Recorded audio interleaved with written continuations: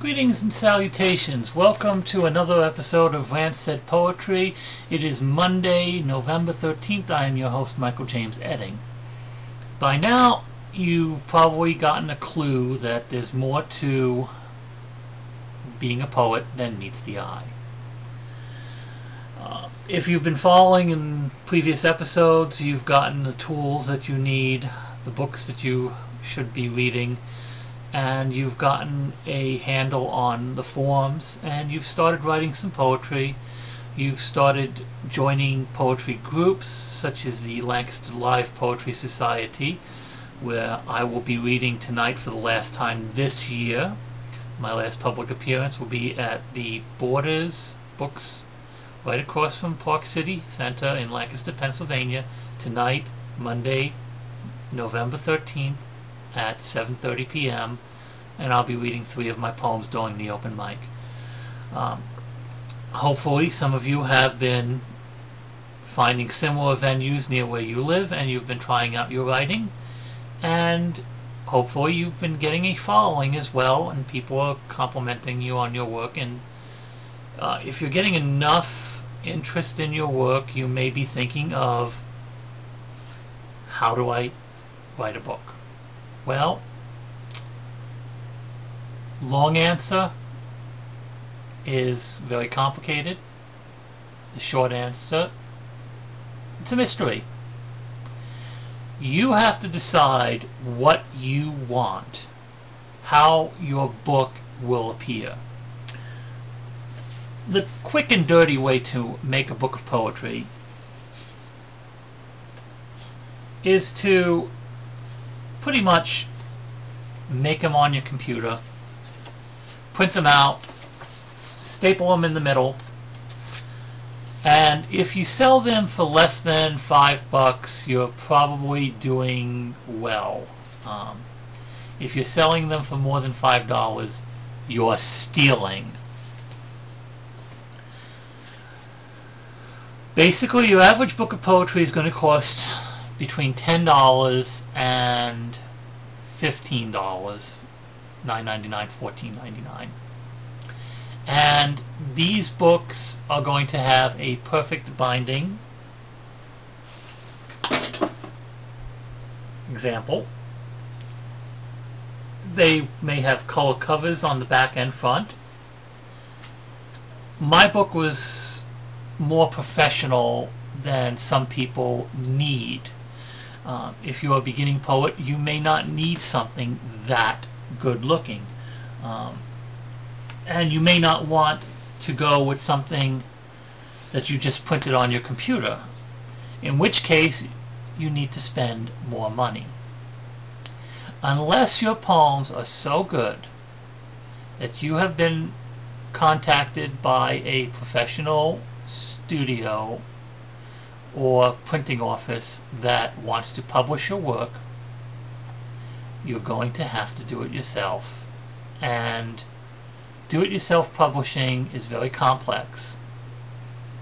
You need to get a template, which you can probably download off the internet, chapbook template, and you need to put all your poems into the template format. And you basically have to just set it up for desktop publishing, that you're going to publish a book. How you're going to do it, it depends on the software that you are using.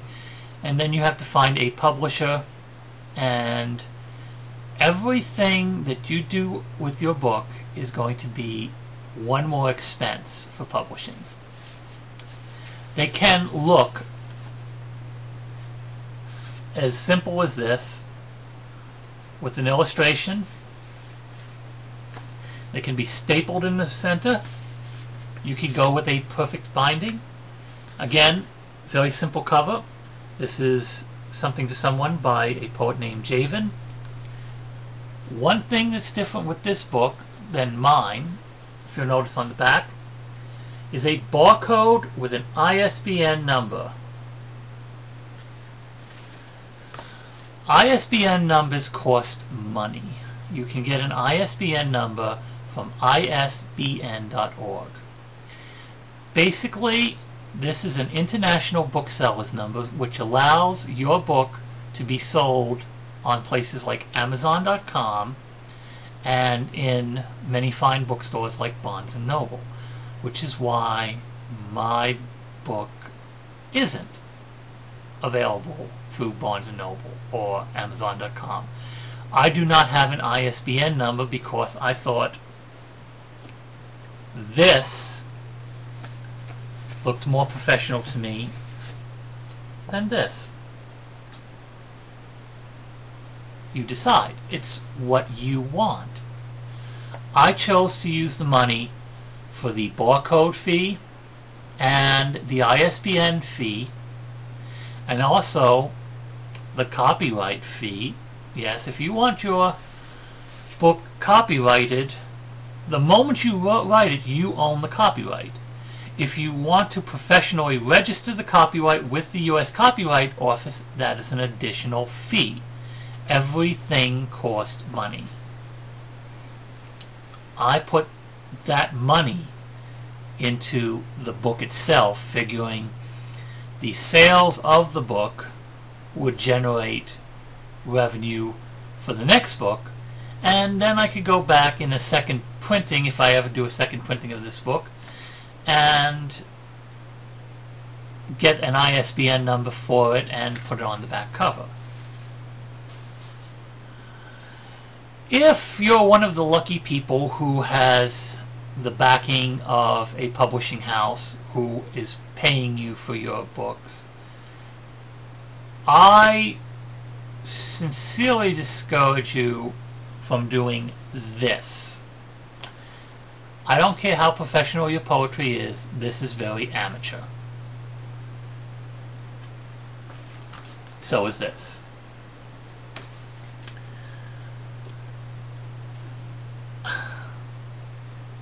I don't know.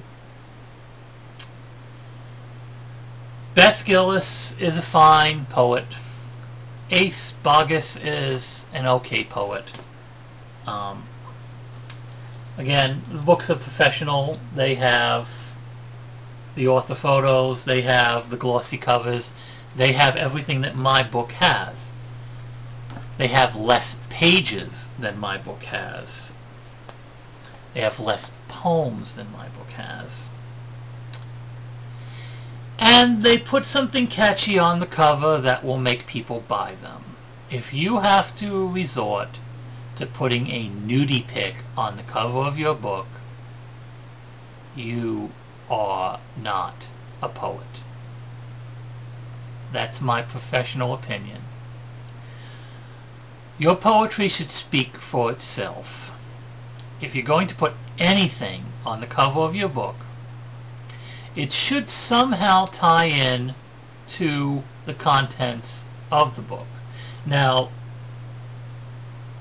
both of the covers of those books, Bodies That Hum by Beth Gillis, and Ace Bogus's book, The Most Beautiful Girl in the World, whose wish was not fulfilled.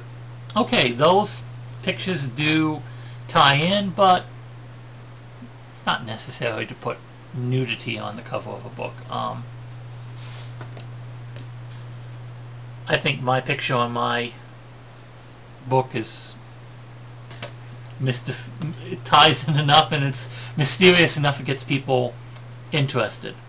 Another thing you may not want to do if you're publishing a book professionally, if you'll excuse me for reaching, I've got stacks of books everywhere.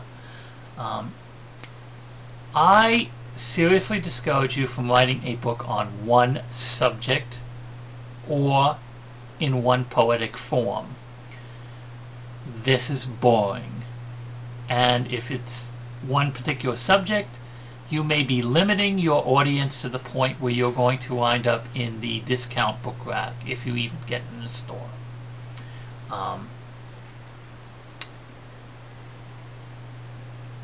When the world's foundation shifts,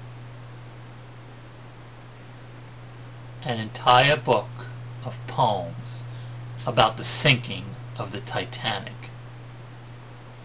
Boring. Stick with stuff that you know. Stick with subjects that are near and dear to you. The best subjects you're going to get are subjects about your life. People love autobiographical poetry. Some Days Honey, Some Days Onions by Lynn Federoff. Lynn, I love you like a mother.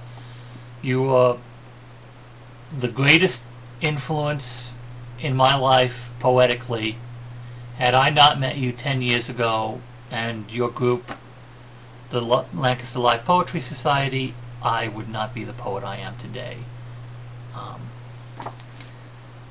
That's Lynn on the back cover. Poems about your youth. Running Up Spring Street. Maria McDonald. As you see, books of poetry are about 100 pages, and they're thin, they're chapbooks. So this should give you some ideas. If you're going to try to break into professional poetry and you want to sell it, you're going to need a book called Poets Market. You can find that on Amazon.com, get the latest issue. And again, any book on self-publishing will give you all the information you need. The U.S. Copyright Office, their website is copyright.gov, G-O-V. The ISBN agency, again, is isbn.org. And these should give you some very good directions on getting your stuff professionally in print. But again, please vary your subjects, vary your style, be a quality producer of poetry, write good stuff. You do not need to have every other word be foul language. There are some poets that do. You do not need to sell yourself short. If your poetry is that good that people want to buy it, they will. And beyond that, there's nothing that I can really tell you that can help you. You have to uncover the mystery of what your book is and how you want it to be. You must solve the mystery of your book. You can find the clues. You can put the pieces together. Good luck. Keep writing your poetry. And I will see you in 1 week on Monday the 20th. Have a nice evening, and catch you later. Bye.